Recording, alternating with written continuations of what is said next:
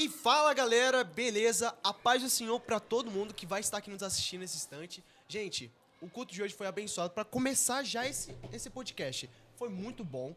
Estamos aqui pra estar apresentando mais um entrevistado aqui no nosso canal, tá? Vocês não podem perder essa oportunidade de estar assistindo essa conversa top. Que no caso, com quem vai estar entrevistando é o Bruno Brito, né? Aê! Glória a Deus! Meus irmãos, paz do Senhor também para todos. Para mim é uma alegria estar aqui hoje com vocês.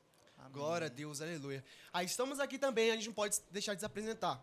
O Matheus aqui, o cabeçudo, todo brincalhão, bobinho, mas faz parte.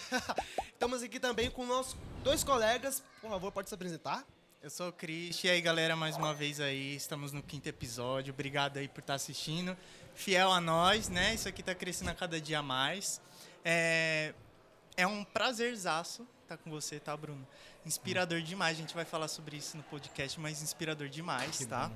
E é isso, galera, um oi aí, geral. Fala pessoal, eu sou o Jadiel e poucas ideias hoje. Só o Jadiel, é isso aí. Caraca! Poucas ideias. Nossa! Poucas ideias. Nossa, fiquei muita vontade de conversar com você agora. Caramba. Então, gente, bora começar já essa roda de conversa? Bora. Então, bora. Não, peraí, primeiro, quem vai ser o policial mau e quem vai ser o policial bom? Opa. Como é que é a história aí? Se tiver polêmica, não é Para. comigo. Se tiver polêmica, não é comigo. Hoje eu tô sem polêmica. Se Vou quiser, responder tudo, hein? Vai? Eita, periga. Então Vamos. tá, vou começar aqui já com uma pergunta já pra você, Bruno. Primeiramente, antes de a gente já começar, eu quero que você fale um pouco sobre você. Quem é Bruno Brito? Para todos que estão aqui hoje assistindo esse que é a 5ª edição, né, Sim.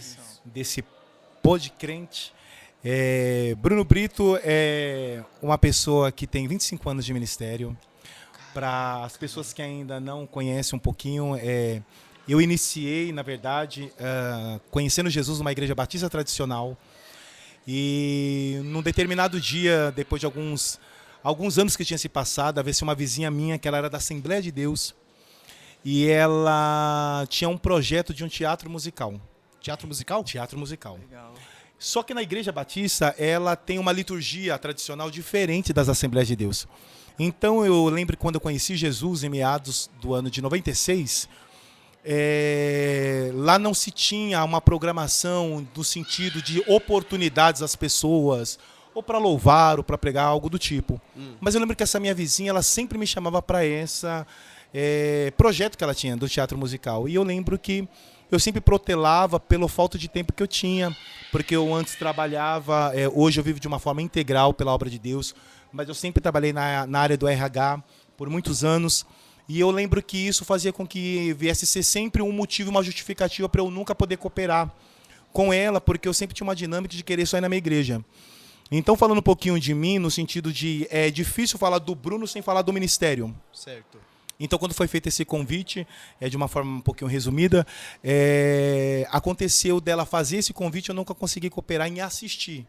Só que chegou um determinado dia que uma das primeiras pessoas que era protagonista do teatro, que fazia o solo, ele teve que mudar para Belo Horizonte. E quando ele mudou para Belo Horizonte, essa minha vizinha, que era líder desse projeto, ela me fez um convite se eu não poderia ocupar o cargo desse rapaz. Nossa. Só que até então eu nem sabia que cantava ou alguma coisa do tipo.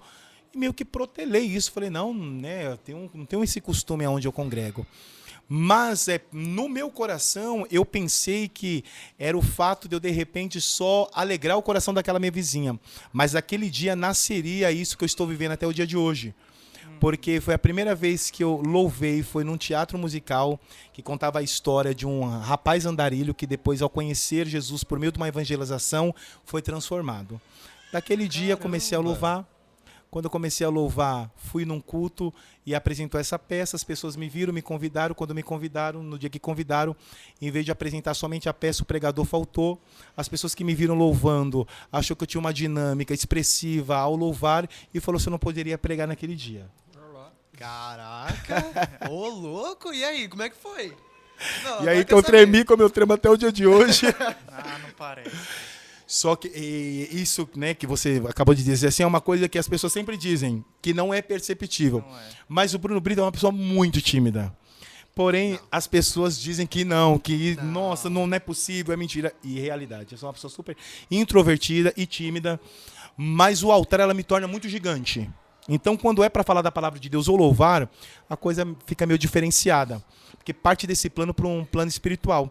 Então, eu lembro que naquele dia o pregador faltou, então além de louvar, que eu não sabia que louvava, era a segunda apresentação, eu louvei e na hora que foi para pregar, eu falei, pastor, pelo amor de Deus, eu não sei pregar.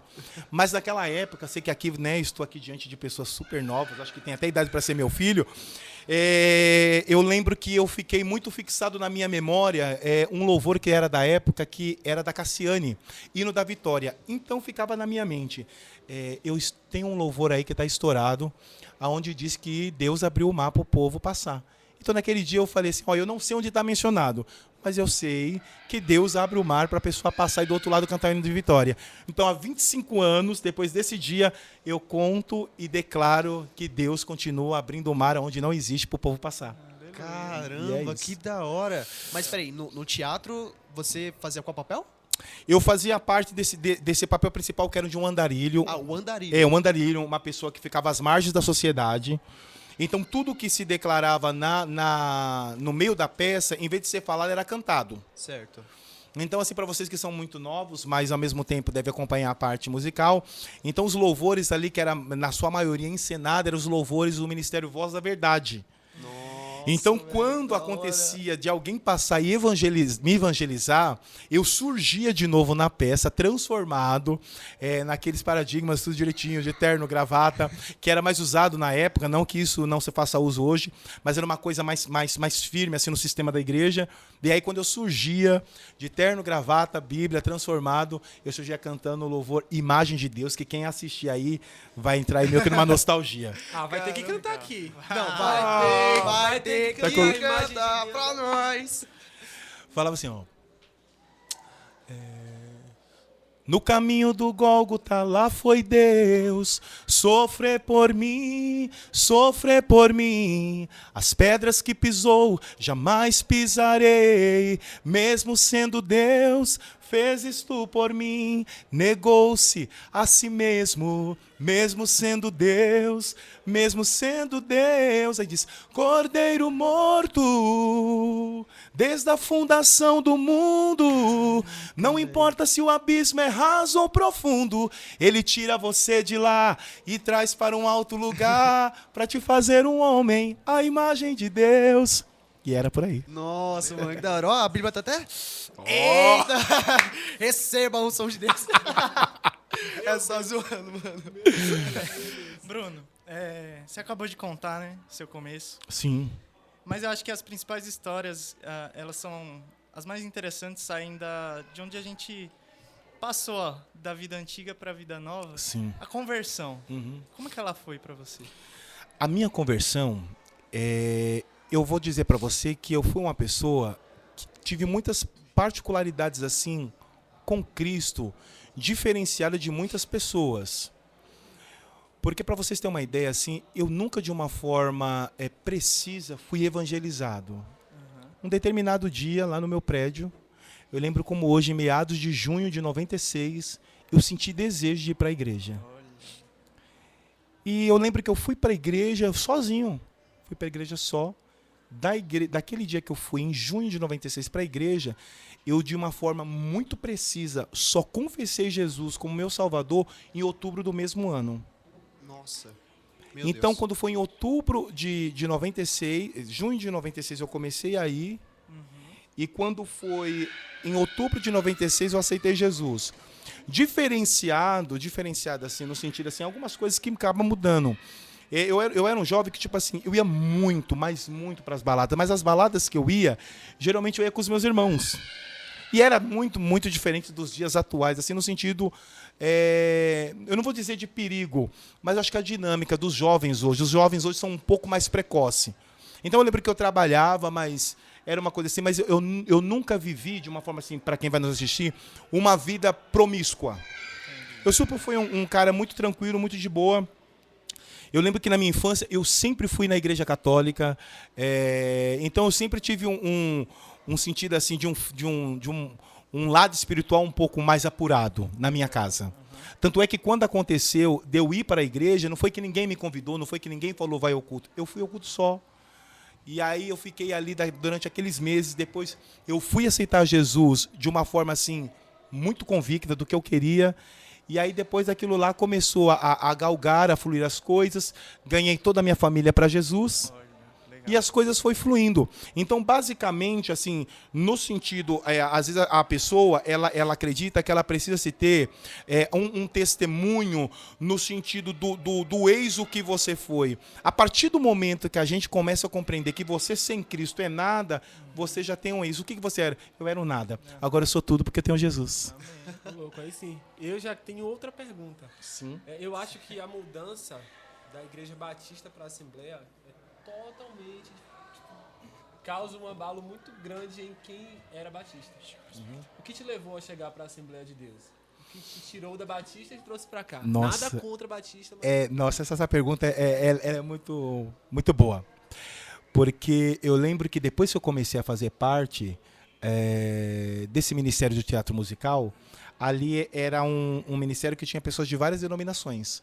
Mas precisamente de igreja tradicional, assim, batista, era eu. Então o que aconteceu?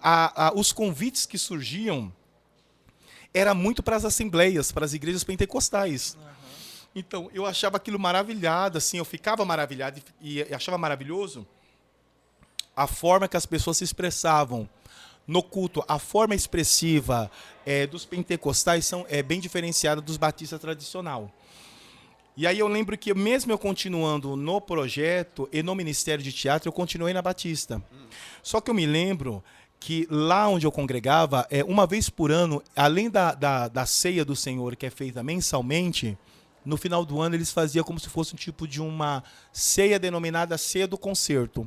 Como se fosse algo assim, de particular, de você com Cristo, num renovar, de reforço com a aliança, de alinhar aquilo que você de repente acha que você estava em falta com Deus. E naquele dia, eu lembro, eu gosto assim que são coisas que me traz a memória e me alegra muito e me renova.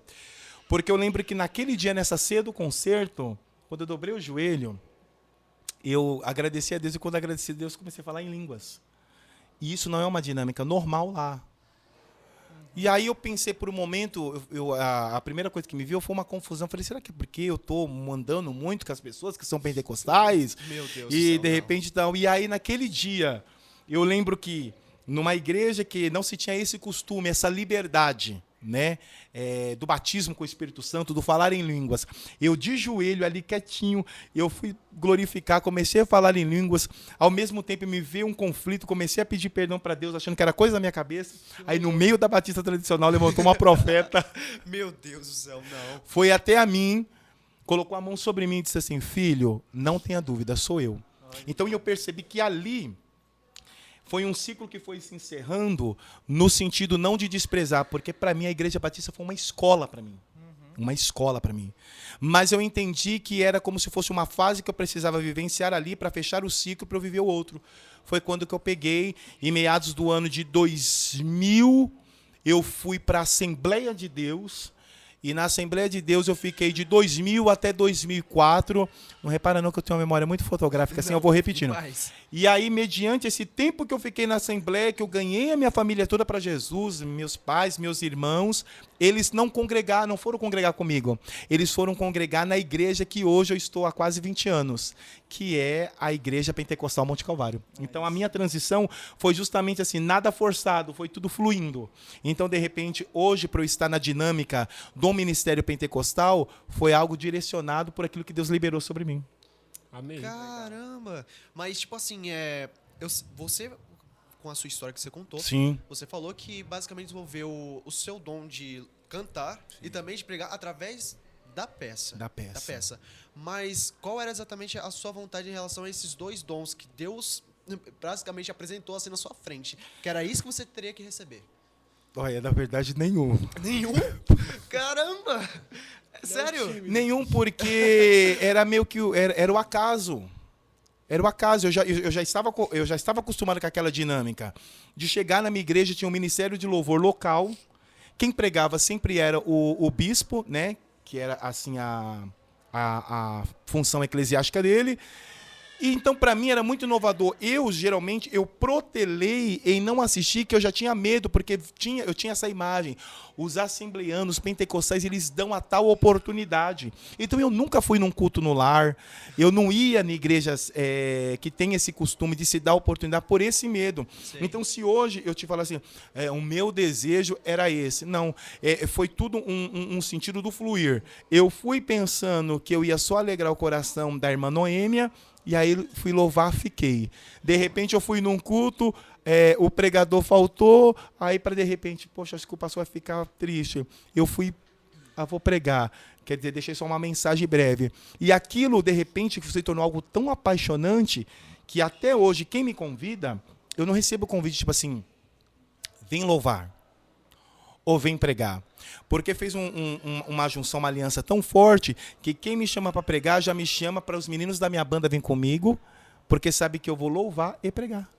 Então foi tipo assim um algo dado por Deus, né? Dado por Deus. Nunca fiz aula de canto, nunca fiz teologia, não por negligência, mas assim foi tudo uma coisa meio autodidata. Deus foi me dando, foi me presenteando, eu fui recebendo e tenho zelado até hoje. Entendi. E o que você E eu falo muito. Tá ótimo, tá Não. ótimo. Posso fazer? Não, vai, vou passar essa oportunidade para você Eu tô agora. lembrando aqui, durante a palavra que você deu essa noite, no comecinho você falou assim, que você tem grande responsabilidade.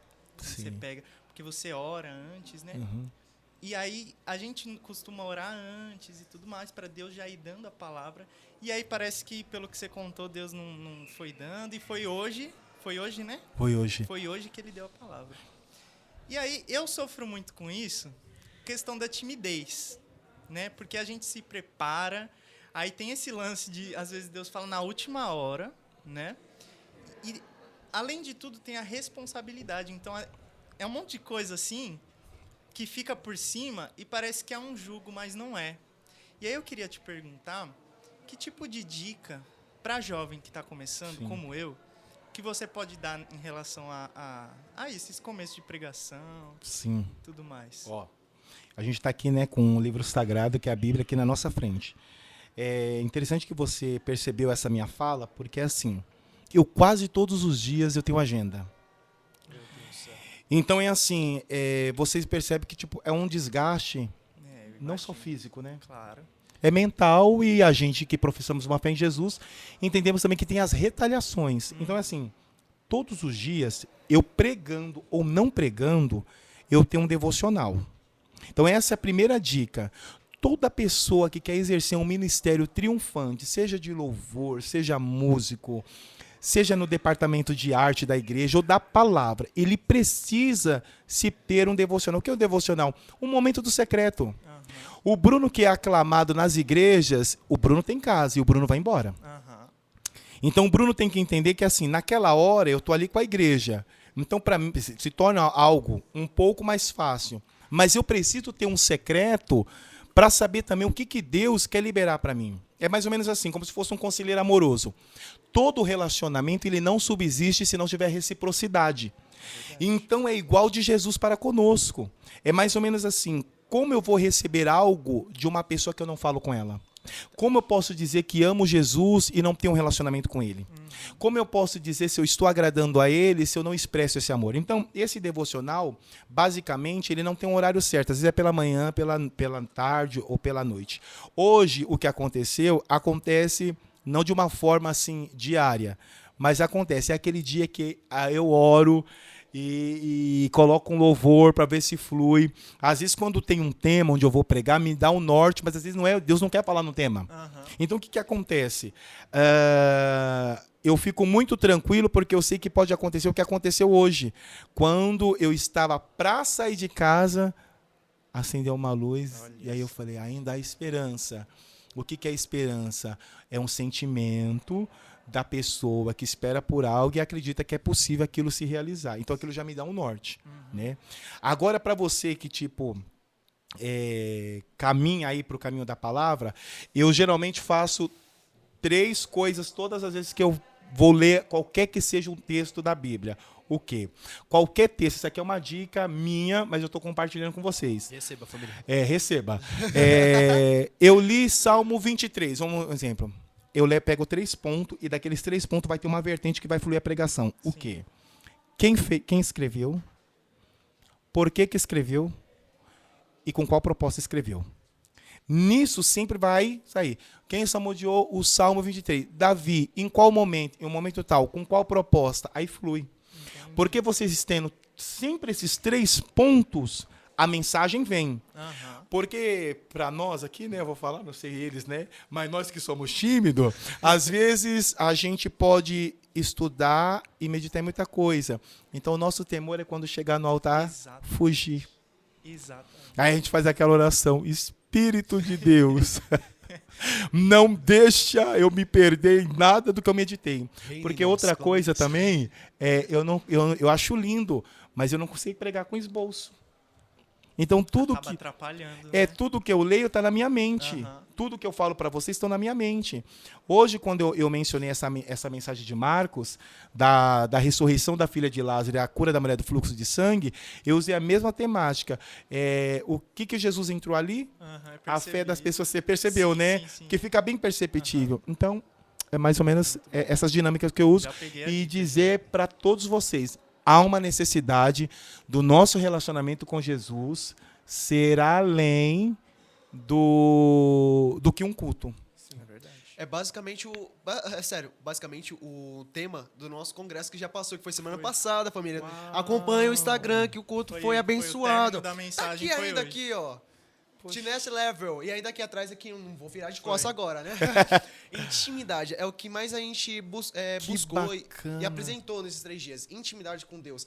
E de várias formas. E aí eu tive uma oportunidade nesses 3 dias. Só que eu realmente tive o mesmo caso que o Christian. Eu fiquei nervoso. Só que aí eu tinha o meu esbocinho. Eu Legal. agi da minha maneira, agi Sim. da minha maneira. Só que falei, Deus, pelo amor de Deus, coloca uma coisa na minha cabeça. Não, reina em mim, pai, reina em mim. Não sou eu, é o Senhor. Mas o nervosismo, né? Nossa, mas aí eu gente. deixei. Aí eu pelo menos recebi um feedback positivo. Finalmente alguma coisa saiu. Deus, pai, Glória, obrigado. Glória a Deus. É bom, né? É ótimo. Ai, Deus eterno. Vamos Mas, encerrando? Tem uma pergunta, eu tenho uma pra Vai fazer. lá. Diz. receba. Só lembrando também aqui, uma coisa que, assim, a gente falando sobre essa situação, que às vezes a gente desce do altar, a gente fala, queria ter falado mais uma coisa. Nossa, mano, passou de Aí, de repente, chega alguém aí e fala assim, Que droga.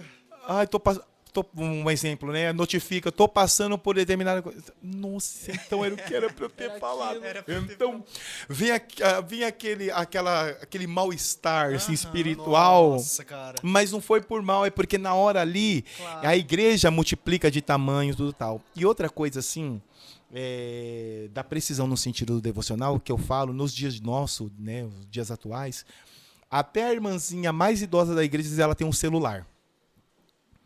E aí a gente tem que ser bem sensata, às vezes, no que se fala, porque o altar não foi feito para dar opinião, né?